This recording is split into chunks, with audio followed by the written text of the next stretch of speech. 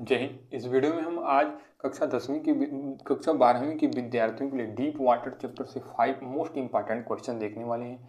और इस 5 most important question की हेल्प से हम इस चैप्टर्स में जितने थ्योरी बनने वाले हैं अच्छे पॉइंट उनको हम कवर कर लिए हैं। और इस अगर 5 क्वेश्चंस के अलावा कुछ नए क्वेश्चन भी बनते हैं तो इन 5 क्वेश्चन की हेल्प से आप उनको भी टैकल कर सकते हैं। क्यों? क्योंकि इस 5 क्वेश्चन में उस चैप्टर से जितने अच्छे थ्योरी बनने वाले हैं उसको कवर किया गया। और इस चैप्टर से आपको हम एक लॉन्ग क्वेश्चन देंगे और 5 शार्ट क्वेश्चन देंगे। 5 शार्ट क्वेश्चन और एक लॉन्ग क्वेश्चन से इस चैप्टर को हम पूरा कवर कर ले जाएंगे।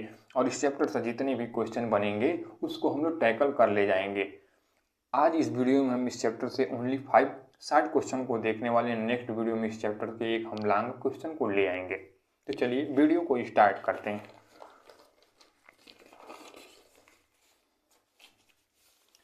इस चैप्टर का नाम रहेगा क्या? Deep water. Deep water deep water यानी कि गहरा पानी से रिलेशन इसमें है। इस चैप्टर से हमने फर्स्ट क्वेश्चन क्या डिजाइन किया है कि describe the irony of Saheb's name. Describe the irony of Saheb's name. Saheb नाम का एक लड़का है, उसके नाम का व्यंग क्या है, इस बात को वर्णन करिए। जैसे डीप वाटर चैप्टर में आप भी यह बात ध्यान दिए होंगे कि वो जो साहेब लड़का है उसका नाम तो बड़ा अजीब है। नाम मतलब उसको ब्रह्मांड का स्वामी लॉर्ड ऑफ द यूनिवर्स कहा जा रहा है। लेकिन वो क्या कर रहा है? सीमापुरी की गलियों में कूड़ा बीनने का काम कर रहा है। सीमापुरी की गलियों में ये कूड़ा बीनने का काम कर रहा है। तो वहीं से लेखक के दिमाग में एक प्रश्न बना कि जो साहेब के नाम का व्यंग है उसका वर्णन करिए। तो Saheb is a poor rag picker. Describe the irony of Saheb's name. Saheb कौन था, उसके नाम के व्यंग का वर्णन करिए। तो Saheb is a poor rag picker. Rag picker मतलब कूड़ा बीनने वाला, पुअर मतलब गरीब, रैग पिकर आप सीमापुरी दिल्ली, यानी कि साहेब सीमापुरी दिल्ली में रह रहा था और वहीं पर सीमापुरी दिल्ली में ही कूड़ा बीनने का काम करता था। हिज फुल नेम इज, उसका पूरा नाम साहेब और आलम। उसका पूरा नाम क्या था? साहेब और Alam. Which means that lord of the universe, यानी कि साहेब सीमापुरी दिल्ली के गलियों में कूड़ा बीनने का काम करता है और उसका पूरा नाम साहेब और आलम है। साहेब और आलम, और उसके जो साहेब और आलम है उस नाम का मतलब लॉर्ड ऑफ द यूनिवर्स होता है, यानी कि ब्रह्मांड का स्वामी। The irony lies in his name itself, यानी कि उसके नाम का व्यंग उसके खुद के नाम में ही है। अकॉर्डिंग टू हिज नेम, उसके नाम के अनुसार, according to his name he should be a king, उसे एक राजा होना चाहिए। And enjoy all the luxuries of life, और जीवन में जितने विलासिता सुख होते हैं उसको वह भोगना चाहिए। लेकिन दुर्भाग्यवश but unfortunately he lakhs even the basic necessities of life. उसको नाम के हिसाब से तो राजा होना चाहिए और उसे जीवन का जितना एक राजा सुख भोगता है वो सब सुख उसको भोगना चाहिए। लेकिन दुर्भाग्यवश उसके पास तो जो बेसिक नेसेसिटीज है, रोटी कपड़ा मकान, उसकी भी कमी है।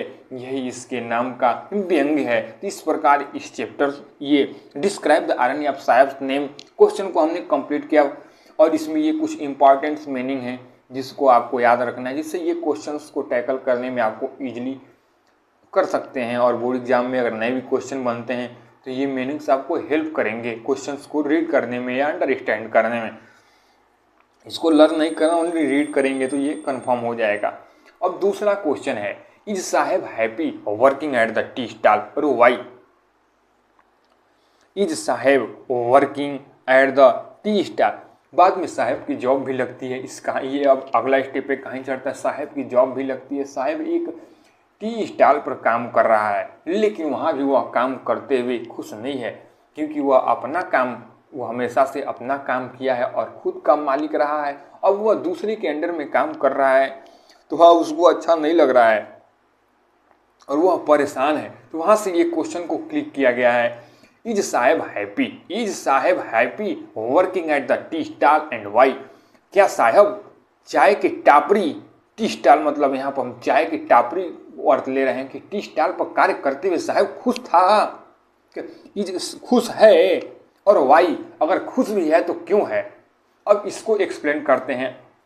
नो यानी कि नहीं, Sahib is not happy working at the tea stall. No no answer, question मतलब जिस लहजे में पूछ रहा है आंसर भी उसी लहजे में दिया जाता है। Is Sahib working at the tea stall why, यानी कि क्या साहिब चाय की टपरी पर कार्य करते हुए खुश है और क्यों? तो no, Sahib is not happy working at the tea stall even भले ही now he gets of fixed income, भले ही अब वह एक निश्चित राशि of RS 800 along with all his meals, यानी कि 800 रुपये पा रहा है। ऑल हिज मिल्स यानी कि दोनों टाइम भोजन के साथ, all his mills freedom and care free days, यानी कि पूरे दिन मतलब दिन में पूरे दिन उसको भोजन मिल रहा है और उसको पूरे दिन के लिए 800 रुपीज मिल रहा है। Care he is no longer his own master, यानी कि अब यहाँ पर राइटर ये इस बात को रिप्रेजेंट करना चाहता है कि अब जो साहेब है अब वह अपने आप का मालिक नहीं रह गया है। He is bounded and burdened, अब वह बंध गया है और अपने आप को बोझिल महसूस कर रहा है बाय ए स्टील कैनिस्टर, यानी कि स्टील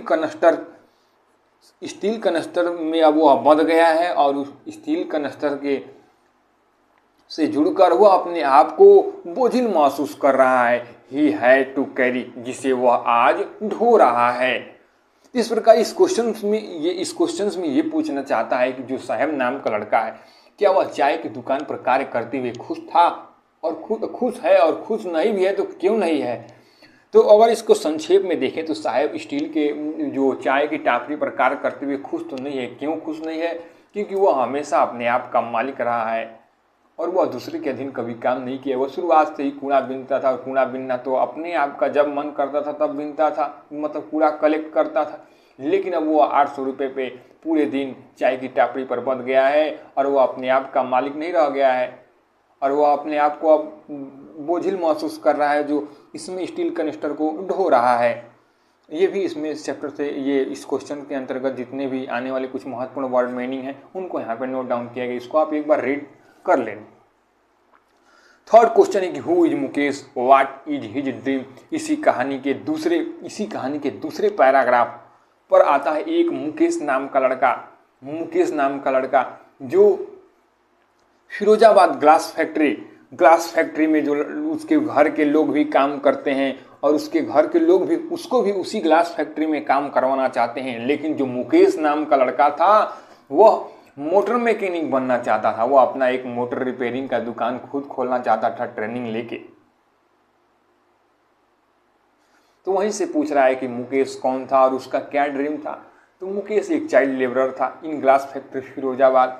उसके माता पिता तो माने नहीं, तो मुकेश को भी ग्लास फैक्ट्री में नौकरी के लिए लगा दिए और उस ग्लास फैक्ट्री में वह काम करते हुए खुश नहीं था। वह अपना एक ड्रीम रखता था कि वह मोटर मैकेनिक बनेगा और इसके लिए आवश्यक जो भी ट्रेनिंग होगा वह लेगा और उसके बाद अपना एक गैरेज खोलेगा। तो चलिए इसको सीख लेते हैं कि who is Mukesh, what is his dream. Mukesh कौन था और उसका सपना क्या है? तो Mukesh is a child labourer in a glass factory Firozabad चूड़ियों के शहर के लिए जाना जाता है, वहीं मुकेश काम करता है। तो Mukesh is a child labourer in a glass factory Firozabad belonging to a family of bangle makers. Mukesh जो है, मुकेश की फैमिली हमने आपको बताया कि चूड़ी बनाने वाले परिवार से भले ही मुकेश बिलोंग करता है। He shows no fascination towards bangle making. भले ही वह चूड़ी बनाने वाले परिवार से बिलोंग करता है लेकिन उसे चूड़ी बनाने वाले काम में कोई इंटरेस्ट नहीं है। एंड इंसिस्ट ऑन बीइंग, और अपने घर के लोगों से यह आग्रह करता है कि मुझे इस चूड़ी बनाने वाले कंपनी में काम करना अच्छा नहीं लगता है।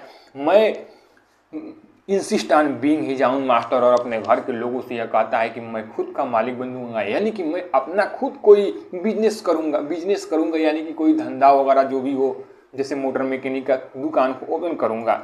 ही dreams of basing a motor mechanic, यानी कि मुकेश का जो सपना है एक मोटर मैकेनिक बनने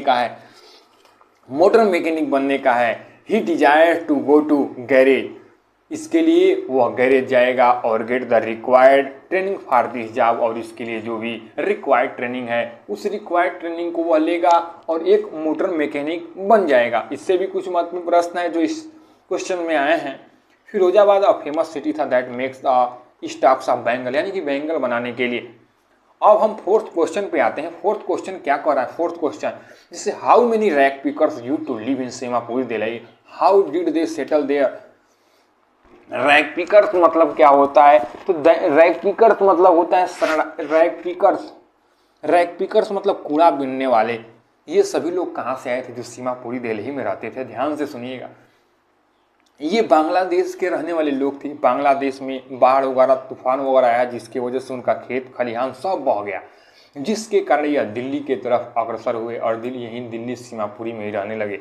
और वहीं ये लोग कूड़ा बीनने उनने का काम करते थे और झुग्गी झोपड़ी डालकर रहने लगे।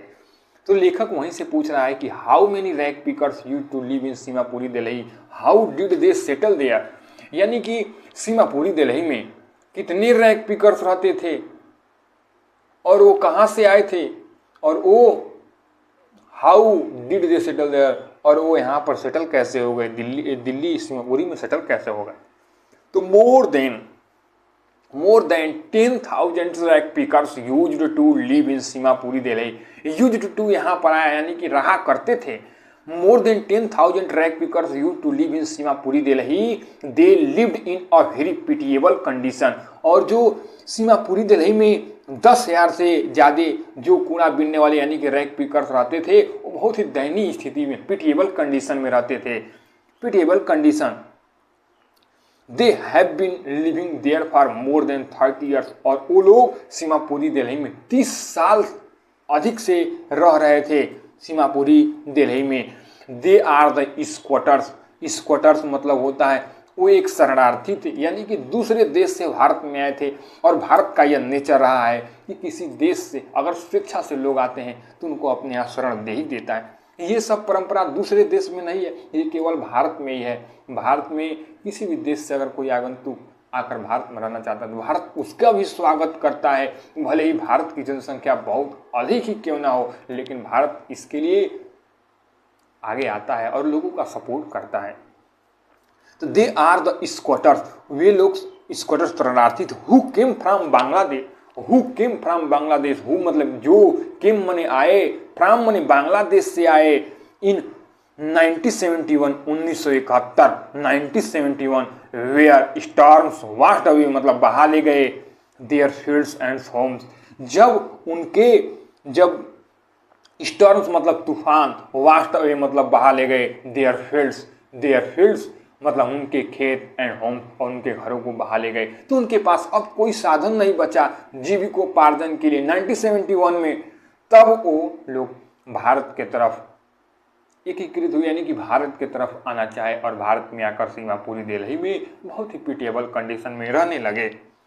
इस प्रकार ये क्वेश्चन नंबर 5 हो। हम चलते हैं क्वेश्चन नंबर 5। क्वेश्चन नंबर 4 हो गया, क्वेश्चन नंबर 5 पे कि why did Mukesh want to take the writer home who were there in home. Why did Mukesh want to take the writer home who were there in home। जैसे मुकेश नाम का एक लड़का था और वो अभी हाल ही में कुछ पैसा वगैरह कमाकर अपना मकान बनवा रहा था।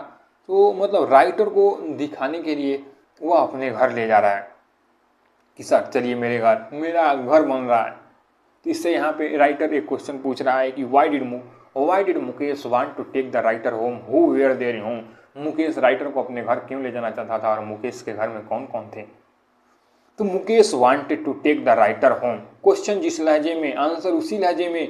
Mukesh wanted to take the writer home because Mukesh writer को अपने घर ले जाना चाहता था क्योंकि his home was being and his home was being यानी कि उसका मकान बनने का काम हो रहा था and he wanted to show it to her और वो अपने मकान को राइटर को शो मतलब दिखाना चाहता था। In the home of Mukesh यानी कि मुकेश के घर में there were the wife of his elder brother यानी कि मुकेश के बड़े भैया की पत्नी थी घर में। हिज एल्डर ब्रदर मुकेश के बड़े भैया, हिज फादर मुकेश के पिताजी and his grandmother. Apart from them there were a few animals. इन सब के अलावा मुकेश के घर में कुछ एनिमल्स थे। इस प्रकार आज इस वीडियो में हमने डीप वाटर चैप्टर से 5 शार्ट क्वेश्चंस को देख लिए और इस चैप्टर से हम आपको 1 लॉन्ग क्वेश्चन देंगे। इतने से ही ये पूरा चैप्टर कवर हो जाएगा और अगर इस चैप्टर से नया भी क्वेश्चन बनता है तो इन क्वेश्चंस के हेल्प से आप उसको टैकल कर सकते हैं एकदम 100%।